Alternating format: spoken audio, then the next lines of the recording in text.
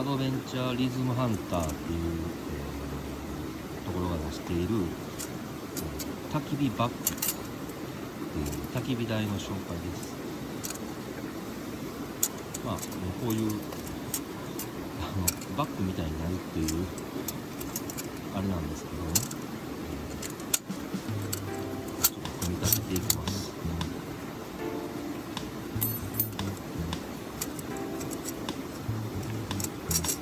正直この焚き火台、欠点がすごい多いです。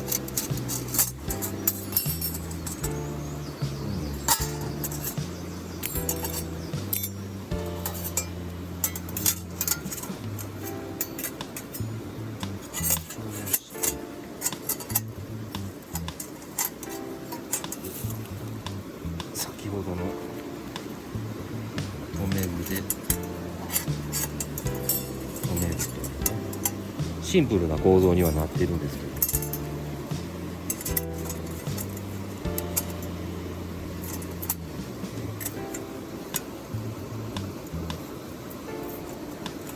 しかもフォルムはすごくかっこいいんですよね。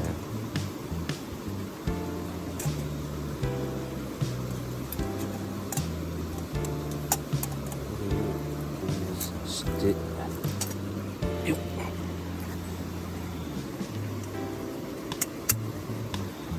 これで焚き火台の台が出来上がるんですけど、今見た通りこうちょっと持ち上げたらすぐ分解されてしまうっていう、移動は難しいんですねこれ。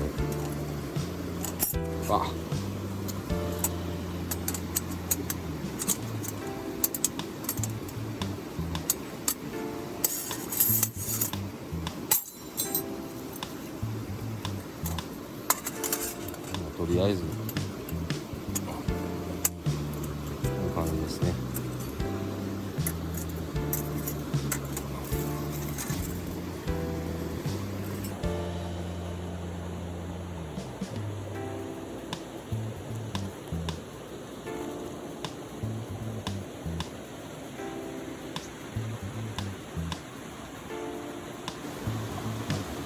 焚き火台ですね、軽く蹴飛ばしてしまってもすぐバラバラになります。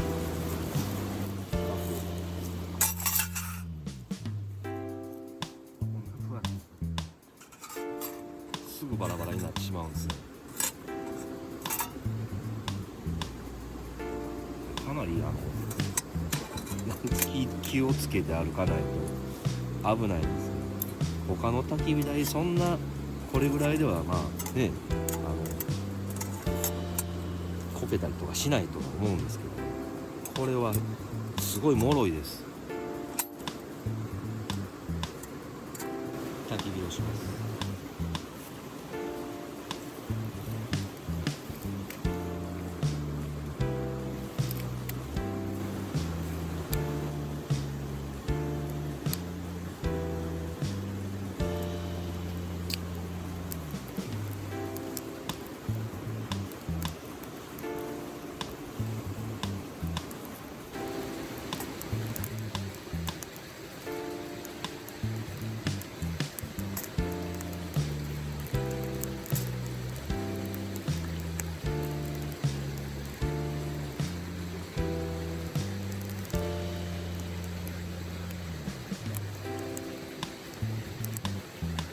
ほとんどねこれ小枝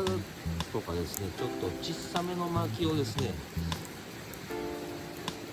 やるような感じなんですけど、ファイヤーボックスよりちょっとでかいみたいな、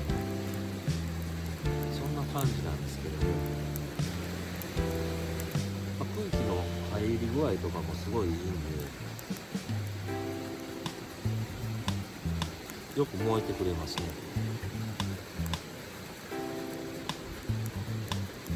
結構雑に入れてますけど、乾いていれば、燃やすものが乾いていればそこそこ雑に入れても燃えてくれます。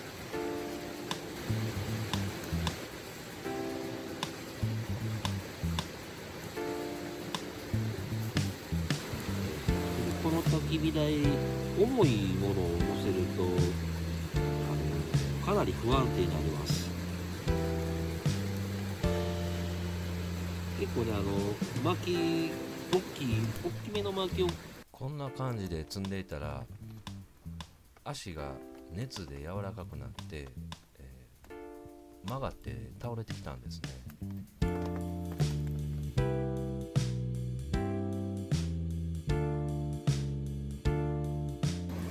せいぜいこれぐらいの感じで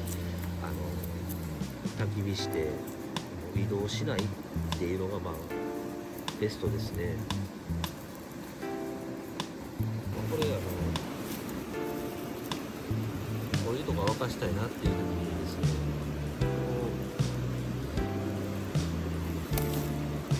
この留め具をですね真ん中に持ってきたら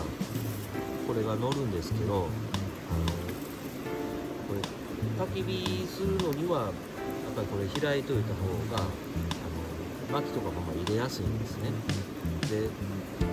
これ焚き火中にこれを持ってくるのはちょっと熱くて危険なんで触りたくないんですよね。そういうのもちょっと欠点なんですけど、別売りで多分売ってるとは思うんですけど、で今回ロストルを使わなかったんで、これをこないしてこないする、こういうこともできます。正直ロストルあってもなくてもそんなに差がなかったんですよね。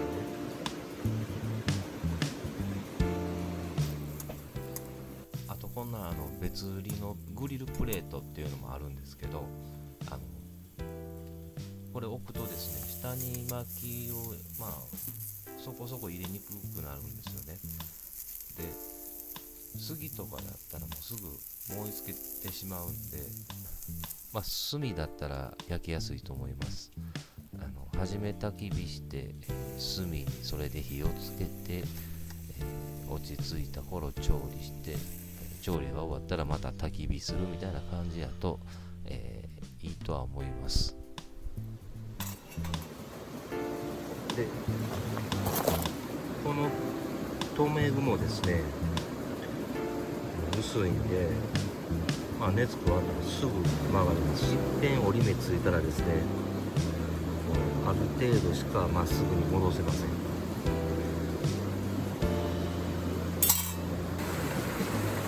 そんなわけでですね、見た目はかっこいいんですけどね、欠点が多いので